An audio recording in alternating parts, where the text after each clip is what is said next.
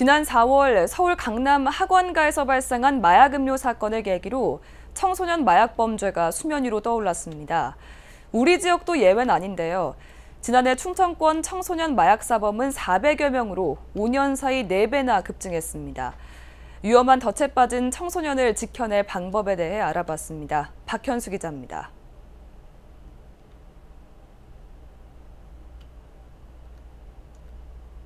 전국적으로 마약 범죄가 끊이지 않고 있습니다.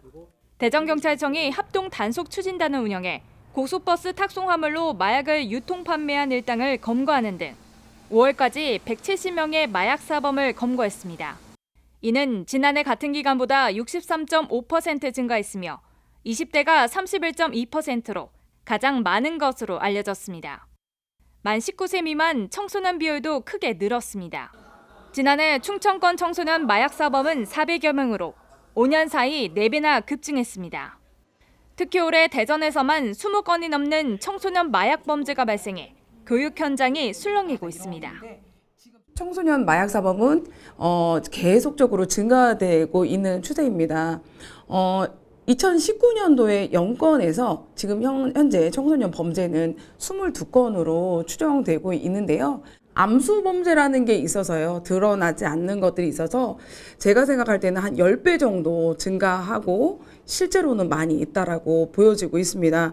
과거에는 예를 들면 어떤 본드나 부탄가스 그리고 니스 이런 거를 흡입하는 그래서 환각 증상을 보이는 것에서 청소년들이 이런 마약 유해 약물에 대한 범죄가 있었다면 현재는 다들 아시겠지만 펜타민 그리고 ADHD 약이라고 하는 항정신성 물약 그리고 디에타민이라고 많이 알려져 있는 우리 그 식욕 억제제 아시죠? 그 식욕 억제제에 대한 부분들 그리고 펜타닐 이런 종류의 약들을 복용하는 것으로 굉장히 좀 많이 바뀐 것 같습니다. 지난 4월 서울 강남 학원가에서 발생한 마약 음료 사건. 필로폰 성분이 들어간 마약 음료를 제조해 이를 집중력에 도움을 주는 음료라 속여 학생들에게 나눠주고 마약 음료를 마신 학생들의 부모에게 돈을 요구하는 협박까지 한 사실이 드러나 큰 충격을 안겼습니다. 대전에서도 일명 나비약으로 알려진 식욕 억제제나 다이어트 약을 청소년에게 되팔거나 수면 욕구를 없애주는 ADHD 치료약을 학생들에게 처방해준 사례가 적발되기도 했습니다. 특히 성장기에 이러한 약물을 장기간 복용하게 되면 뇌 손상이 심해질 수 있기 때문에 각별한 주의가 요구됩니다. 이 마약이 신체에 미치는 영향 중에서 가장 큰 부위가 바로 뇌입니다.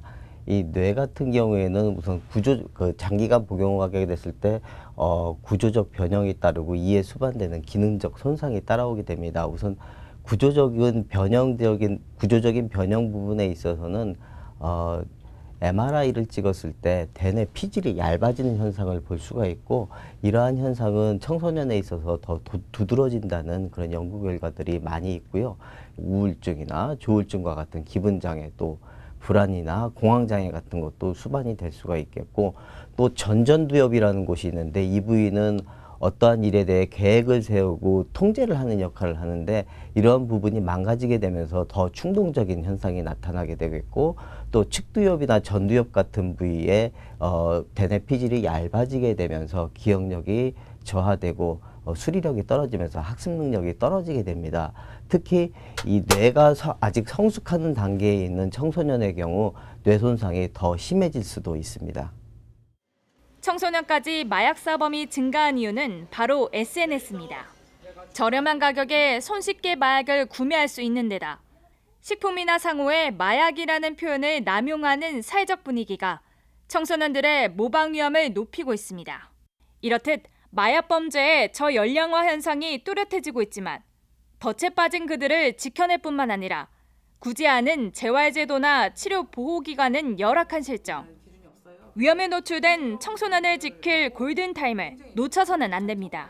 SNS 상에서 또 학생들이 서로 파는 그런 것들을 할 수 없도록 좀 판매자를 강력하게 좀 수사하는 역할들을 맡아주셨으면 좋겠습니다. 그리고 마지막으로는 국회에서는 이미 마약 수사에 대한 법률들이 올려 있는데요. 그런 근거를 마련할 수 있도록 해주셔야 되고 처벌을 좀 더 강화하는 그런 역할들을 맡아서 좀 진행해 주셨으면 좋겠다라는 생각이 듭니다. 청소년 범죄들도 많이 이제 발생하고 있기 때문에 마약과 관련해서 예방 활동을 좀 더 강조할 수 있는 대전광역시 우리 교육청에 대한 이제 마약과 관련된 조례를 제정 중에 있어요. 마약에 대한 피해자가 발생했을 때 치료 지원이나 구제할 수 있는 방법 등에 대해서 근거를 마련하려고 지금 준비하고 있습니다. 국립과학수사연구원에 따르면 10대 마약 투약이 급증하는 시기는 만 17세. 호기심에 한 번 시작하면 심각한 중독으로 이어지는 만큼 마약에 대한 경각심을 알리고 범죄를 원천 차단하는 것이 중요합니다. 대전경찰청과 대전시 교육청은 최근 마약 근절을 위한 결의대회를 열고 대대적인 캠페인에 나서고 있습니다.